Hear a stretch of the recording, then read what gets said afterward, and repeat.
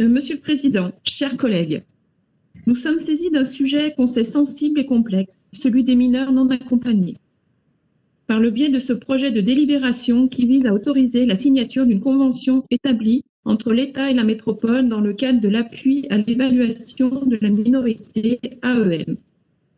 Ce dispositif, créé par un décret de janvier 2019, semble être la moins pire des solutions pour une évaluation de la minorité et de l'isolement fondé sur des entretiens et un faisceau d'indices.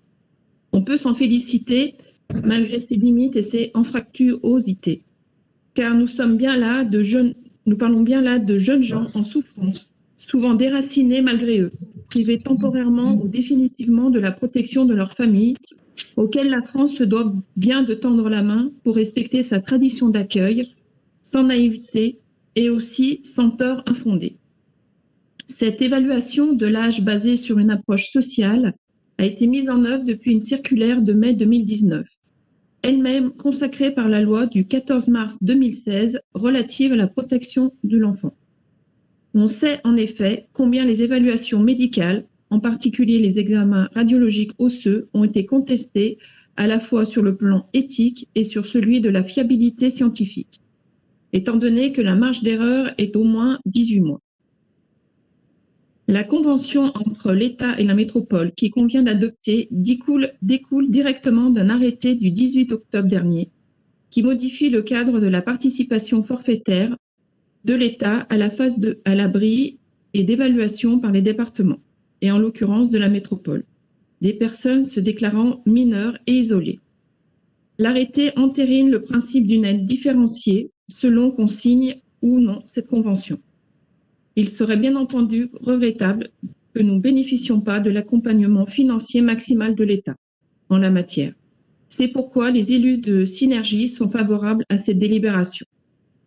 Je n'en dirai pas beaucoup plus au sujet du dispositif d'aide à l'évaluation de la minorité, si ce n'est que l'arrêté du 23 octobre 2020 est effectivement contraignant pour le CMAE et la MEOMI, puisque pour bénéficier de la participation forfaitaire de l'État de 500 € par personne évaluée, la métropole doit, outre le fait de signer la convention évoquée, attester que sont remplies plusieurs conditions cumulatives, entre autres confirmer ne pas avoir connaissance d'une évaluation sociale antérieure de la personne, se disant mineure non accompagnée, par un autre département, et donc consulter le fichier biométrique du fichier des MNA, mis en œuvre par le ministère de l'Intérieur et qui n'est pas sans être contesté.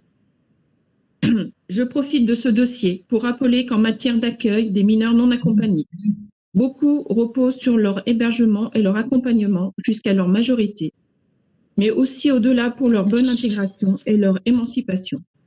Le précédent exécutif avait pris le taureau par les cornes face à une situation dégradée pour tenter de rattraper le retard et éviter progressivement les hébergements en hôtel sans encadrement régulier. Excusez-moi.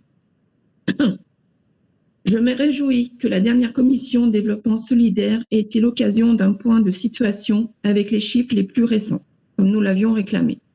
Je me félicite également que finalement ce dossier passe en conseil, car il est opportun que l'ensemble des conseillères et conseillers métropolitains disposent du même niveau d'information sur un sujet majeur, sensible et complexe, qui interroge notre société. Si le nombre de jeunes évalués comme celui des mineurs non accompagnés pris en charge après l'évaluation chaque année est en baisse depuis 2 ans, après une explosion entre 2016 et 2018, notons que le chiffre global reste important, avec près de 1200 mineurs non accompagnés sur la métropole au 31 décembre 2020. Et que nous ne sommes pas demain à l'abri de nouveaux troubles géopolitiques qui conduiraient de nouveaux jeunes à chercher en masse un refuge sur notre territoire. Par ailleurs, des efforts importants restent à fournir sur la prise en charge de l'accompagnement des mineurs non accompagnés lorsqu'ils deviennent majeurs.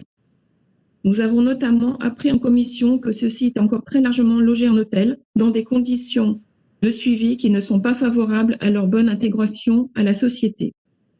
L'ouverture à ce public du dispositif d'accompagnement de jour ne permet qu'en partie de pallier ce problème, puisqu'il ne compte que 200 places, alors que plus de 1000 majeurs sont suivis par l'aide sociale à l'enfance sur notre territoire.